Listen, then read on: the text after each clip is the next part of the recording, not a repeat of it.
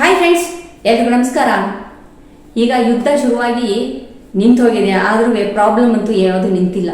ಅದರಲ್ಲಿ especially gas cylinder ಅಂತೂ ತುಂಬಾನೇ ಪ್ರಾಬ್ಲಮ್ ಆಗ್ತಾ ಇದೆ.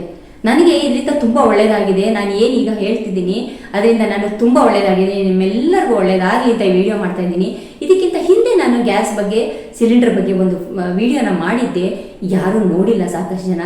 ದಯವಿಟ್ಟು ನೋಡಿ, ಏಕೆಂದರೆ 1 ತಿಂಗಳು ಬರೋ ಗ್ಯಾಸು ನನಗೆ 2 ತಿಂಗಳು ಬರ್ತಾ ಇದೆ. ನೀವು ಇದನ್ನು ಏನು ಹೇಳ್ತೀನಿ ಅದನ್ನು ಫಾಲೋ ಮಾಡಿದರೆ ನಿಮಗೂ ಕೂಡ ಈ ಪ್ರಾಬ್ಲಮ್ಮು ಇದ್ದಿದ್ರಲ್ಲಿ ಸ್ವಲ್ಪ ಸಾಲ್ವ್ ಆಗುತ್ತೆ. ಓಕೆ, ಸೊ ನಾನು ತೋರಿಸ್ತೀನಿ ಈಗ ನೋಡಿ ಏನು ಮಾಡಬೇಕು ಅಂತ. ಓಕೆ ನೋಡಿ ಫ್ರೆಂಡ್ಸ್, ಇದು ಮಧ್ಯಕ್ಕೆ ಮಾಡಿದರೆ ಆಫು, ಇದು ಮೇಲ್ಗಡೆ ಮಾಡಿದರೆ ಆನ್ ಆಗುತ್ತೆ. ಓಕೆ, ಕೆಳಗಡೆ ಮಾಡಿದರೆ ಓಪನ್ ಮಾಡೋಕ್ಕೆ ಅಂತ. ಓಕೆ, ನಾನೇನು ಮಾಡಿದ್ದೀನಿ ಅಂದರೆ ಇದು ಮಧ್ಯ ಅಲ್ವಾ, ಇದಕ್ಕಿಂತ ಚೂರು ಮೇಲಕ್ಕೆ ಮಾಡ್ಕೊಳ್ಳಿ. ನೀವು ಚೂರು ಅಂದರೆ ಲೈಟಾಗಿ, ಜಾಸ್ತಿ ಬೇಡ, ಒಂಚೂರು ಮೇಲಕ್ಕೆ ಮಾಡ್ಕೊಳ್ಳಿ.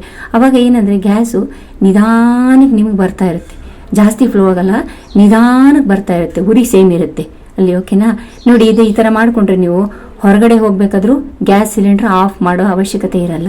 ಓಕೆ, ಸೊ ಈ ಥರ ಮಾಡಿ ನಿಮಗೆ ತುಂಬ ಒಳ್ಳೆಯದಾಗುತ್ತೆ. ಓಕೆ ನೋಡಿ, ಅಲ್ಲಿ ಆ ಥರ ಮಾಡಿ ಬಂದಿದ್ದೀನಿ. ಉರಿ ಹಾಗೇನೇ ಇರುತ್ತೆ, ಉರಿ ಏನು ಕಮ್ಮಿ ಆಗಲ್ಲ ನಿಮಗೆ. ನಾನು ತೋರಿಸ್ತೀನಿ ನೋಡಿ. ಸೊ ನೋಡಿ, ಅದೇ ಉರಿನೇ ಇರುತ್ತೆ. ಓಕೆ, ಇದು ಯಾವುದೇ ವ್ಯೂಸ್ಗೆಲ್ಲ ಮತ್ತೆ ಹೇಳ್ತಾ ಇದ್ದೀನಿ, ದಯವಿಟ್ಟು ಇದನ್ನು ಫಾಲೋ ಮಾಡಿ, ನಿಮ್ಮೆಲ್ಲರಿಗೂ ಒಳ್ಳೆಯದಾಗಲಿ ಅನ್ನೋದೇ ಒಂದು ನನ್ನ ಆಸೆ. ಸೊ ಇದನ್ನು ಫಾಲೋ ಮಾಡಿ ಹೇಗೆ ಅನ್ನಿಸ್ತು ಅನ್ನೋದನ್ನು ಕಮೆಂಟ್ ಮಾಡಿ ತಿಳಿಸಿ. ಸೊ ನೆಕ್ಸ್ಟ್ ವಿಡಿಯೋದಲ್ಲಿ ಸಿಗೋಣ. ಅಲ್ಲಿವರೆಗೂ ಟೇಕ್ ಕೇರ್, ಬಾಯ್.